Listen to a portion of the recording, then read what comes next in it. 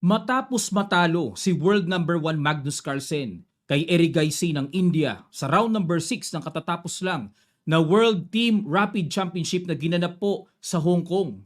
Nasundan pa ng 3 laban na dito nagtaka na talaga ang mga tao doon. Ano ang nangyayari kay Magnus? Ngayon lang nangyari sa kanya ito. Yan ang pag-aaralan natin, yung mga games na yan. Pero bago natin i-analyze mga kamatsas, bigyan ko muna kayo ng puzzle hatid sa atin ng Internet Chess Club application. It's white to play. Ano kaya ang gagawing napakagandang tira ng white dito na sa ayaw at sa gusto ng black, mawiwindang talaga. Pakilapag nyo po ang inyong mga kasagutan na makikita sa comment section below. Tulong na rin po pang-promote din sa video na ito. Maraming salamat sa mga wala pang Internet Chess Club application. Downloadable sa Play Store at App Store. Free lang ang paggawa ng account dito. Gamitin nyo na po pang training. Simulan natin sa kanyang unang laban. Matapos kay Erigaisi, nakaharap naman ang Armenian Super Grandmaster na si Shant Sargsyan. Black siya dito. Tinirahan siya ng E4. Nag-C5 Sicilian. Knight F3, D6, D4, open Sicilian. At itinira ni Magnus ang legendary Sicilian Najdorf defense. At nag-Bishop D3. Medyo si Sargsyan ang unang umiba ng natural na ginagawa dito after A6. Ang natural dyan, Bishop G5, F4, H3, A4, Bishop E2, Bishop E3. Pero itong Bishop D3, hindi masyadong ginagawa yan eh. Tumira ng G6 si Magnus. Kung tawagin po yan ay Sicilian Dragadorf. Bakit naging Dragadorf? Pinagsamang dragon, Sicilian, na naka A6, Najdorf. Kaya kung tawagin ay Dragadorf, bihira lang din po yan, formation na yan. Bishop E3, nag-Knight C6 develop, nag-F3 para walang Knight G4 na lundag na makakaistorbo sa Bishop, nag-H5 naman para pigilan ni Magnus ang paparating na G4. Sa isang banda po kasi, kung magbi-Bishop G7, maaaring tumira ng G4 dito ang puti. At magpo-pawn storming yan, papagapang na atake, pressure sa king side. Kaya nag-H5 para pigilan ang paparating na G4 at nag-win dito. Umangat lang po. Natural naman yan. Kumapture na sa Knight D4 at yan ang lumalabas na bago po sa laban na ito. Dahil ang laging nakatala dito, ayon sa recorded Masters database, Bishop G7 talaga ang natural na nasa libro. Umiba si Magnus totally, completely new position na po ito mga kamatsas. Bishop takes D4, nag-Bishop H6, kaya pala niya kinapture yon para maka-Bishop H6, makatempo ng development, paatake doon sa Reyna. At umiwas, nag-E5, inatake ang Bishop, umatake din sa Queen, counter-attack, Queen E7, nag-Bishop C4. Gusto ni Sargsyan na ma-dominate niya, makuha niya ng buong buo ang D5 square. Kaya siya nag-Bishop C4. Nag-Bishop E6, tinapatan ng Bishop. Nag-Bishop B3 at nag-Rook C8. Natural naman po ito para ma-develop na sa C-file. Nag-Rook D1, minarkahan kagad ni Sargsyan yung weak D6 pawn ni Magnus. Nag-King F8 lang. Aba. Kakaiba. Kumembot lang. Okay. Kasi kung magkakasling, medyo tamang duda si Magnus, baka mamaya bombahin siya eh. Mag-H3 G4 eh. At hindi muna magkakasling ang white eh. Maaring ganon. Kaya nag-King F8 lang. Nag-castling na and then nag-King G7. Gumastos lang ng isang tempo pero na-achieve din po ang position na parang nakapag-castling na rin. Nag-Rook D3 angat lang. Papatungan ni Sargsyan ng atake ang D6 pawn. Nag-Rook C6 para early protection na kagad. Nag-Rook D1 na battery. Kinapture, takes, at nag-H4. Okay. Yan ay sacrifice pero very basic naman mga kamatsas. Kitang-kita na kapag kinapture, may Bishop E3 check, makukuha ang Queen. Kaya hindi pwedeng basta-basta kuhanin ang pawn na yan. May trap. At nag-B4. Okay, B4. Gusto ni Sargsyan mag-B5 mga kamatsas. Para pagka capture, yung D6 talaga ay madiin at ma-pressure talaga. Nag-Bishop F4. Ayun. Bishop F4. May nakikita ko dito mga kamatsas sa isang banda. Parang ganun, ano? O tapos mga ganun. Okay, tingnan natin. Nag-Bishop E3. Ayaw na kagad ni Sargsyan patagalin pa ang matinding forma ng Bishop ni Magnus. Kinapture. capture at nag B5. Ayun. Para di naman mapigilan yung paparating na B5 na kapag na-exchange yung knight mapupunta sa B5, maaatake po yung pawn D6. Kaya binarahan na kaagad ni Magnus, pero nag A3 lang muna. Waiting muna, protection muna sa B4, nag Queen C7, ano plano? Maaari bang ganon? Pero hindi, maiiwan ng D6 eh. Nag King F1, ayan na. Okay? Nag Queen E7, ba? Walang maisip si Magnus. Nag Queen G5. Okay. Anong threat? Hindi ko makita kung anong idea ni Sargs yan. Kasi hindi naman pwedeng ganon.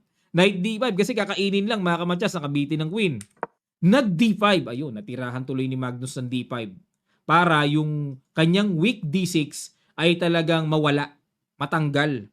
Kinain ng pawn, ayun, yun na nga yung sinasabi ko, may knight takes D5, tapatan ng reyna, kinain-kain. O, di nawalan na ng D6 si Magnus na mahina. Magaling din, ang ganda ng idea. Tineret ang pawn E5, nag-rook H5 lang, depensa, nag-king F2. Okay, time check tayo mga kamatsas, lamang ng oras si Sargs yan. At nag-knight to C8, maaring magmamaneuver si Magnus papunta po sa C4. Knight E4, ayun na. Yun nga lang, mauunahan siya ng poste ng knight ni Sargs yan.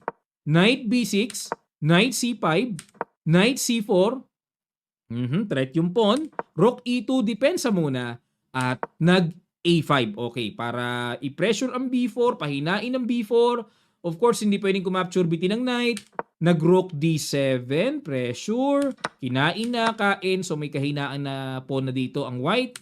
At nag-rook F5 naman. So para talagang totally well protected ang pawn F7. At nag-B3, ayun na po, pinaalis na yung knight. Nag-knight to D6. Pinatungan ng tore, tiniret ang knight. Rook F6, pinatungan din po, double protection. At nag-rook E7, tiniret na ang pawn sa E5. Talagang kinakalikot siya ni Sargs yan, no?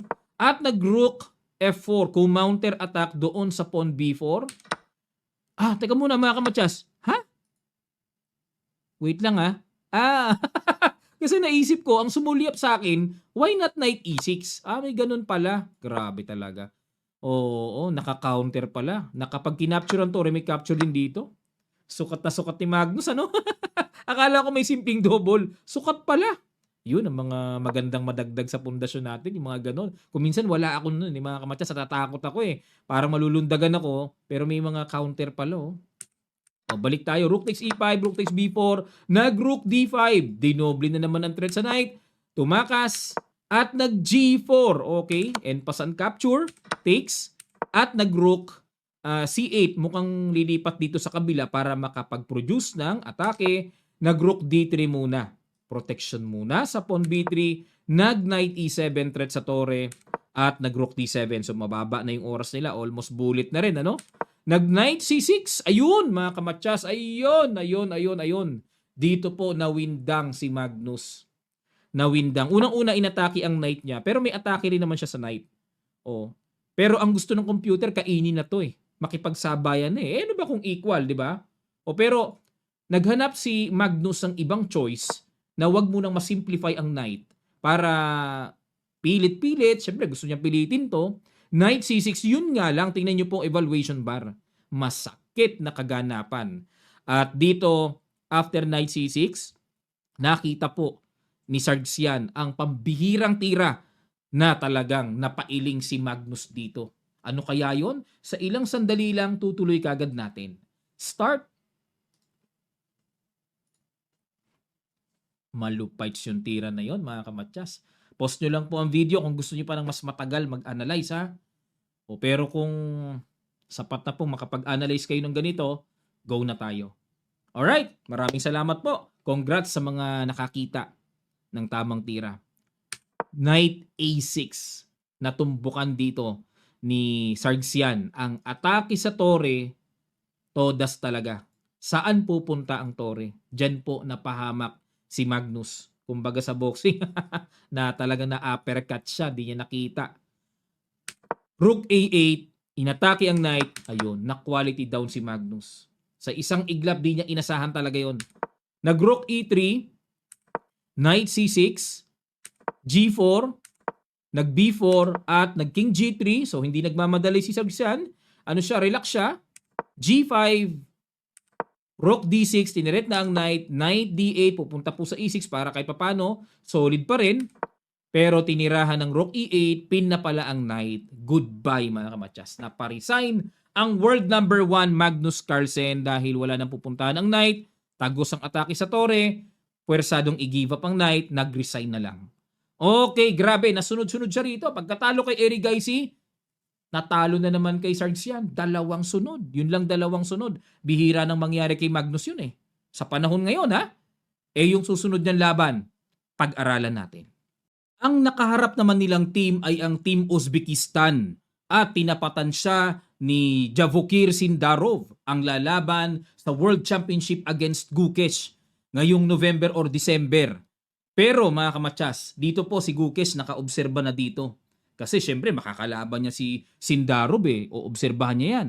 Lalo na ang kalaban niya ay si world number 1 Magnus. Yun nga lang, 2 sunod na talo si Magnus, medyo mahirap yun psychologically. Ang ginawa, nag D4, D5, C4, E6, Queen's Gambit declined. Knight F3, Knight F6, G3. Iniuwi ni Magnus sa Catalan opening. Kinapture po ang C4. Pinasok naman ang open variation. Bishop G2, Bishop B4 check, harang ng Knight, B5. Ang purpose po dito ay para wag munang basta ipabawi ang C4. Kasi kinain yung gambit Pahihirapan ang puti dito papagapangin na mabawi ang isang pawn. Kaya ganyang katindi ang B5 variation ni Sindarov. Nag-castling. Bishop B7. Ayun mga kamatsas. Binitawan dito ni Magnus ng... Dito po napuri. Brilliant shot ang binigay. Brilliant move. Ang sacrifice na yan. Pero tingin ko hindi naman nagulat dito si Sindarov. Tingin ko aral niya to Ang purpose po kasi, pagkakain, bumuka yung diagonal, may check, kuha din ng bishop. At nag-knight C6, hinarangan muna, so hindi pa pwedeng capturein, may knight E5. Sukat na sukat At nag-knight D5, panakip, dyan po sa threat sa knight, nag-queen B5 naman dito si Magnus. Bagay na binadmuban po ng computer ang tira na yan. Tingnan nyo evaluation bar bumaba o pumabor sa black. Dito po kasi mga kamatsas, ang old line talaga na palagian. Yan din ang tira ng computer Knight takes C6. Yan ang palagian. Pero lumihis ng riles itong si Magnus ng Queen B5. Iniba niya. Tineret niya muna ang bishop sa B7. Di ko alam kung preparasyon niya ba ito o kinapa niya on the spot. Nag-A6 lang. Tinirahan siya ng matindi rin ni Sindarov. Sinabayan siya Pinakapture ang bishop at nag-knight A5. Dito mga kamatsas, ang tanong, saan pupunta ang reyna? Aray ko. Saan pupunta reyna? Wala akong makitang tatakasan Dito mga kamatsas, kaya pala sinadya ni Magnus yan. Handa siyang magpa-queenless. Persado naman Hindi ko alam kung sinadya niya magpa-queenless o talagang hindi niya natanaw na queenless siya. Kung hindi niya natanaw, grabe naman kablanko yun. Parang hindi niya napansin. Queenless Rook B8, Chumek, King F8, at nag-Bishop F3. Ba't di niya sinuportahan ito, no? Hindi ba pwede suportahan? Parang, okay. Good. Understood. Kasi kung kakainin pala, may knight C6, may double naman pala. Nag-Bishop to D6, pinadouble din. Tumalo ng knight, Queen E8, kain-kain. Okay. Nag-E4 para kahit paano maging superb ang center dito ni Magnus. Nag-E5 tinapatan. Bishop E3. Depensa, nag-King E7 para yung tore magising, mailagay na po sa tamang lapat. Nag-Rook B1. Ayan, dinipensahan muna yung pawn B2. Kasi po, dito kasi sa posisyon na to kung kakainin to, may Rook B1, aray ko. Papasok ang tore doon. Check. Lagasan tore. Pag yung tore nakuha pa, ibang usapan na. Ang daming pyesa na nun. Kaya inangat muna Pero sinapatan naman ng timing na depensahan yung pawn B2. Nag-Rook D8. Okay, yan, na-develop na. Nag-D5. Obligadong i-close Kasi kung hindi po i-close, kainin talaga yan. May kain doon, may atake sa bishop. Paki-imagine po, no? So kaya kinulose na ni Magnus yung sentro. And ang nakikita ko ditong next in line na aatake niya is papabagsak niya yung pawn C4. Okay? Nag-Queen B4. Rook C1, Rook B8, nag-A3, atake sa Queen, Queen B3, at nag-King G2. Ayan. Dito po mga kamatsas, naku, lalong lumaki ang lalong lumaki ang lamang dito. Kitang-kita, pabor na pabor kay Sindarov. As in totally winning na pagka ganyan pong evaluation. Negative 2.93, numerical value sa engine, ay naku, wala na. O dito mga kamatsas, baka may naiisip kayo, Coach, ba't ayaw kasi mag-rook C3, Coach? Para mapaalis ang Reyna na yan, kakainin lang po yan. Ibabalik na yan. Kain, i-convert sa mas madaling sitwasyon na wala na. Bagsakan na po yan mga kamatsas. Totally dead losing ang white dito. Wala nang palag sa madaling sabi. Kaya hindi magawa-gawa yung angat eh. Inangat yung king. Nag C3. Wala. Talagang wala. Siga. Si Sindarov. Sayo na yung pongo. Talagang handa siyang pagkakainin ng tore to simplify. Ika nga, to lowest term. Nag-bishop D1. Inatake ang Reyna. Nag-queen C4. B4. Wala magawa talaga kundi wala talaga eh. Queen takes E4 check. Baba, A5, binasag na naman ang pawn sa B4. Hindi na naman makain, nakabitin na naman. Bugbog si Magnus. Bishop C2, pinagkakain lang. Bishop B3, Queen A8. Ayun po, tumakas sa doon para may depensa sa tore sa B8.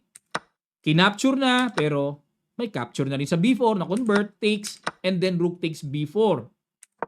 Nag-rook C1, hindi masasabing threat doon kasi may bishop naman. Umiwas lang sa pin. At nag-queen B7. Tineret ang bishop. Bishop C2, nag-G6. Ayan, para wala na ring mga...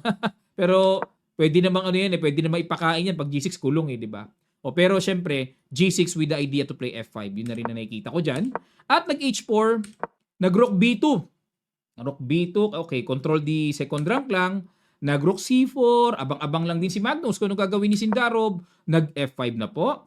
Bishop D3, Rook B3 hinabol ang atake. Chumek doon, King E6. At nag-Bishop C2 ulit, balik ulit sa B2.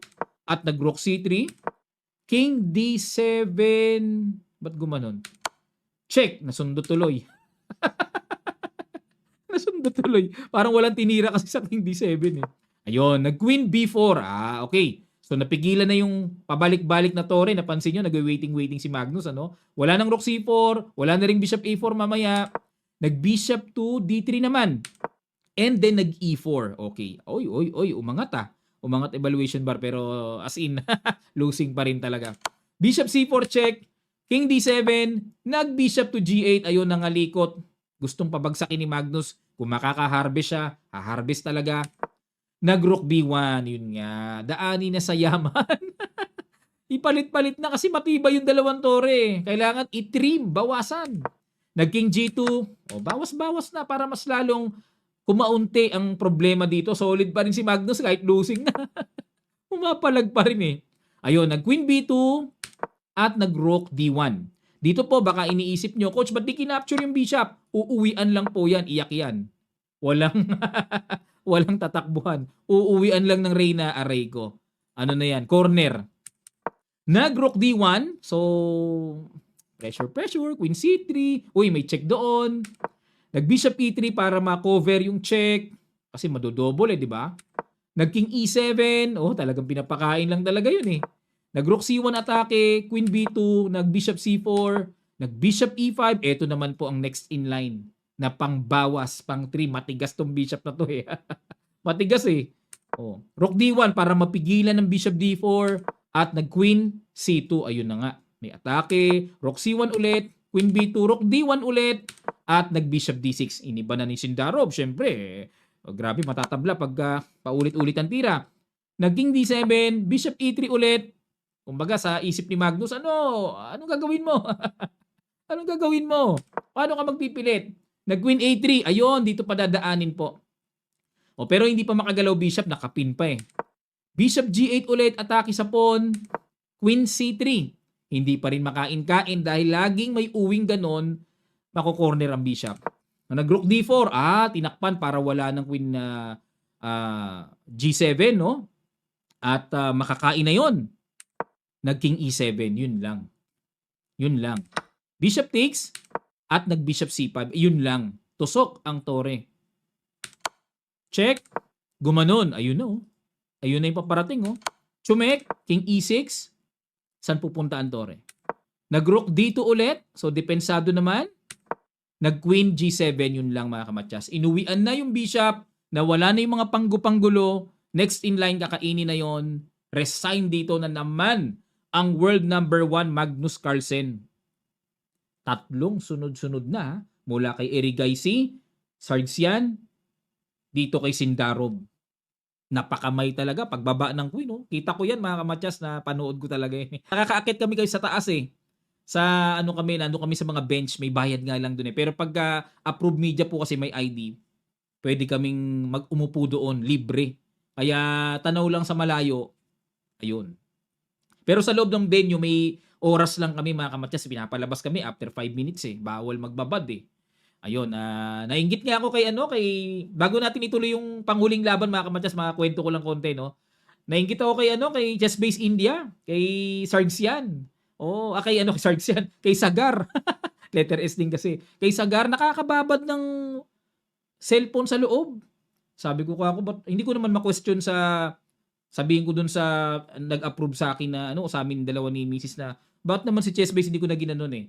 Pero ang inisip ko na lang, million of subscribers itong si Chessbase India, and then maaring affiliated na rin siya sa FIDE, kaya nakakapasok siya, siya ng tripod, nakababad talaga. Tingnan niyo po yung mga uploads ni Chessbase India na kukuhanan niya ng buo, tapos bino-voice over na lang niya. Pagka-record niya, then voice over na lang, and then upload. Gusto ko rin ganun, nagpaalam ako, hindi ako pinayagan eh. Talagang, first 5 minutes lang sa rapid, labas na, kuha-kuha. Kaya, bungad lang yun ang kukuha ko, sinasamantala ko na, kaming dalawa ni Mrs. Hati kami sa ikaw, tirahin mo kay sabi ko kuhanan mo yun, ako dito, hati-hati kami. Kaya hindi buo, mga kamatsas. Sana, dumating sa point, mag-million subscribers din tayo sa YouTube, saka sa Facebook, baka sakali, pansinin na po tayo. Kasi sa World of International Chess Arena, syempre iba yung standard nila sa atin, malaki na to, 200 plus ang ating subscribers. Malaking pagpapasalamat po sa mga nag-subscribe at sumuporta. Pero pagdating po sa World Arena, katiting lang po yan. si Chessbase India, ilan yon? Ilan ba siya?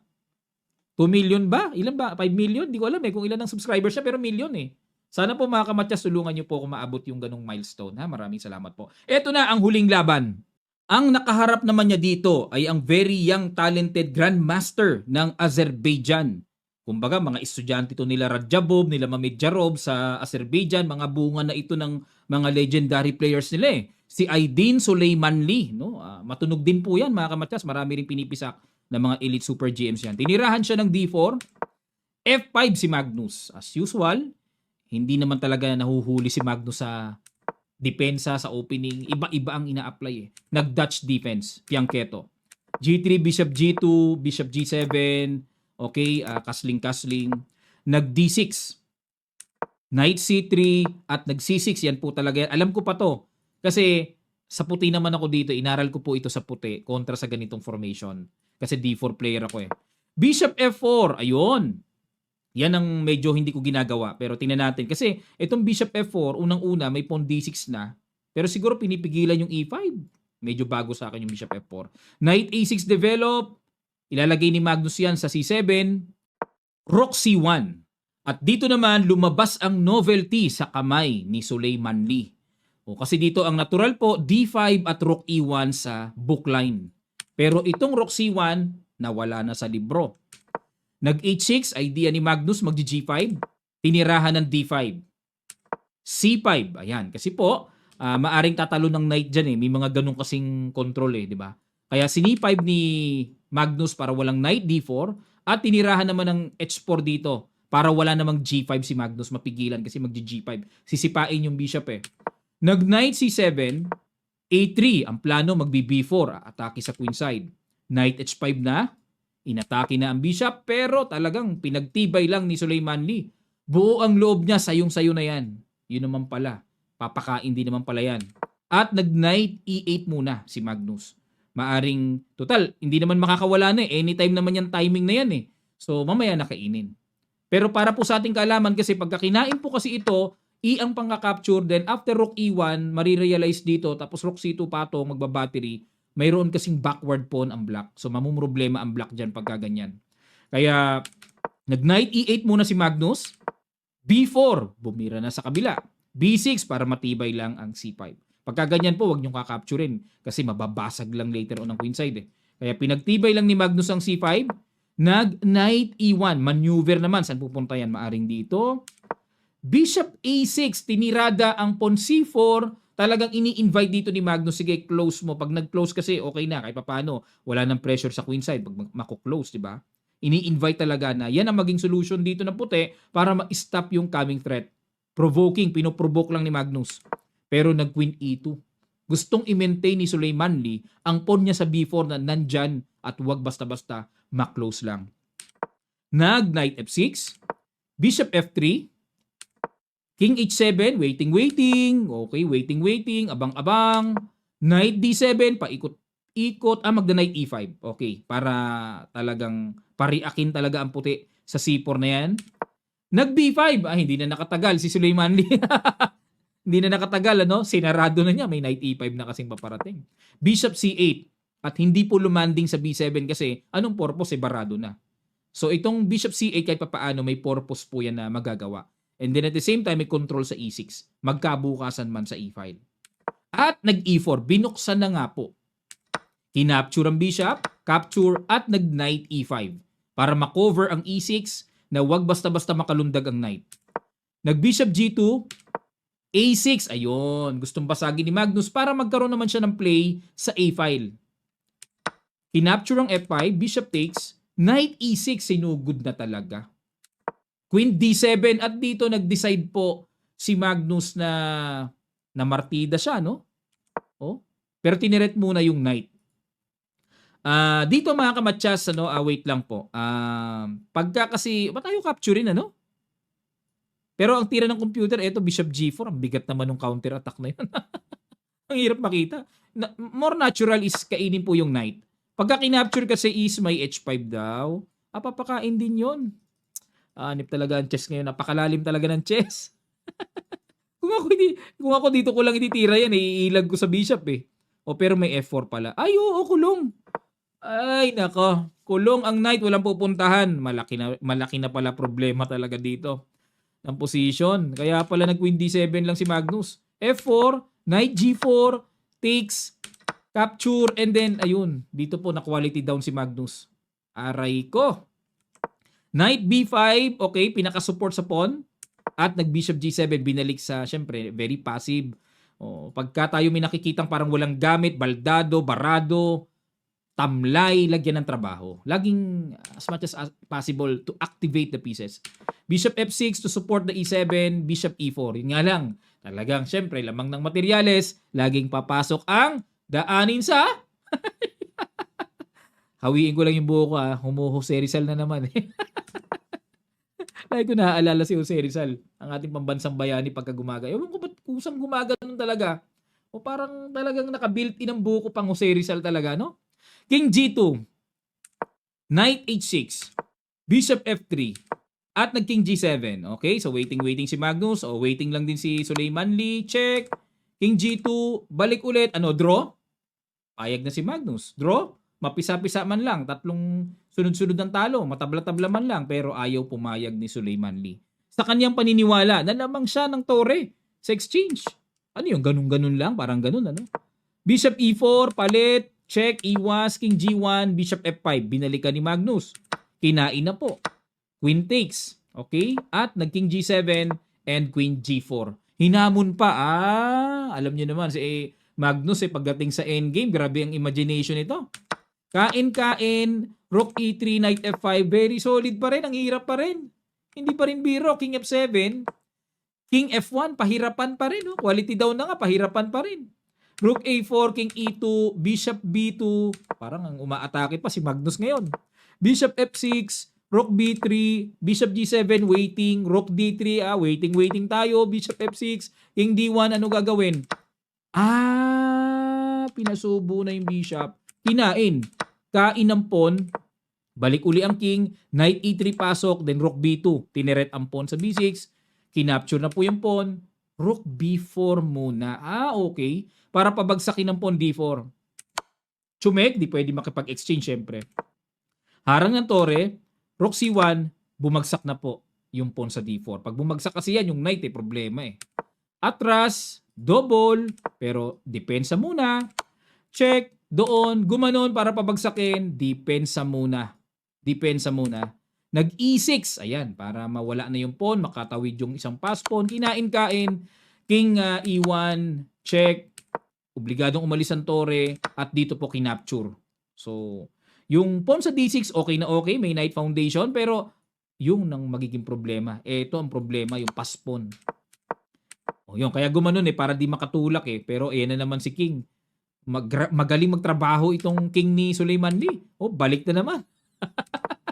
D5, check, gumanon, and then gumanon. Tatahiin, mamatyasin na po si Magnus. Dalawang tore kasi yan Kinain, wala, pinabayaan na. Check, harang.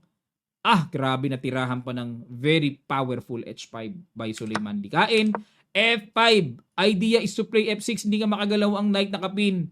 At dito, nung ititira dito ni Magnus, napag-ganon si Magnus ng pyesa Kasi nakita na niya na parang hindi niya mailapag Alam niya kasi, pero tinira na rin niya. Gumanon, pagtira ng rook E6, resign. Napakamay si Magnus dito. Kuha na yung knight, nag-resign na po. Grabe, 4 na sunod na talo mga kamatsas. Tingnan nyo po ang video na yan. Yan yung last round na kung saan wala na si Magnus. Nakalugmok talaga, mga nakayuko talaga. Sila Wesley, nakayuko talagang. Grabe. No, ang lakas ng line-up. Wesley So, Caruana, Duda, tinodo na lahat sa WR chess Ang nakita kong problema po mga kamatya sa team nila, ang weakness yung baba siguro, no? Kasi animan Solid yung 4 5-6 yung dalawa doon. Yun ang medyo crucial doon. Kasi baka ang board 6 kasi, yung manager ng WR, si Wadim Rosenstein. Yun nga lang, natatalo-talo din si Wadim Hindi rin solid Baka kasi inaasahan ni Wadim na sa taas pa lang panalo na. Ay, hindi po ganun. Hindi ganun ang team play. Bawat upuan, bawat slot napakahalaga. Kaya nga nag-champion ang Chinese napaka-solid ng Chinese mga kamatsas Tingnan nyo lineup niyan.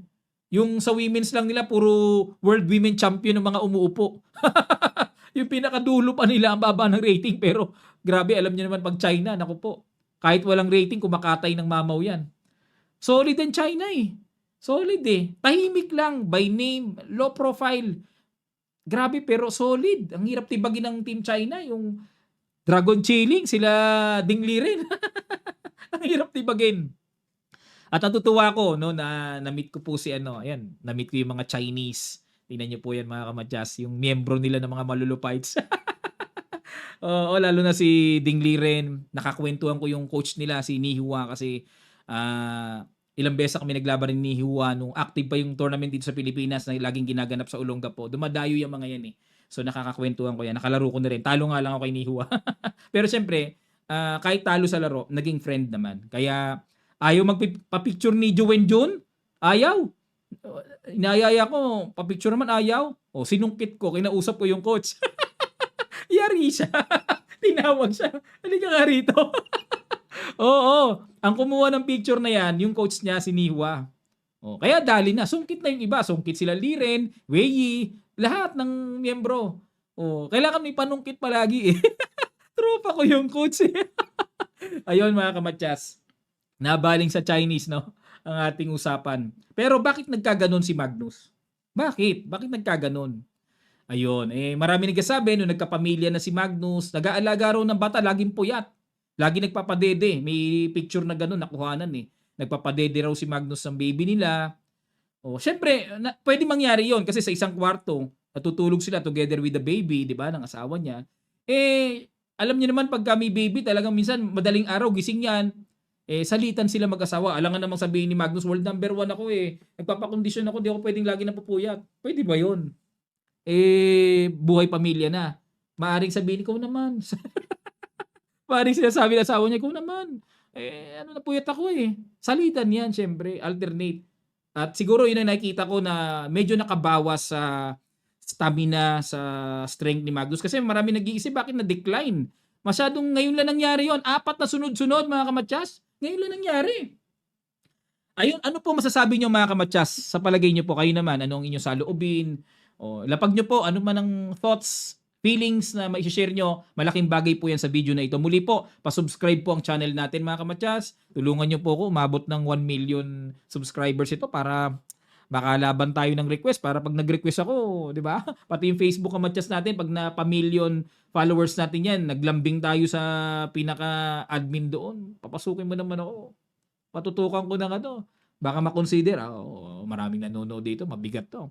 Wala katiting lang tayo mga kamatyas Maraming salamat po sa inyong matigang panonood. Sana po natuto kayo at magkita-kita pa tayo sa mga susunod pa nating chess updates. God willing.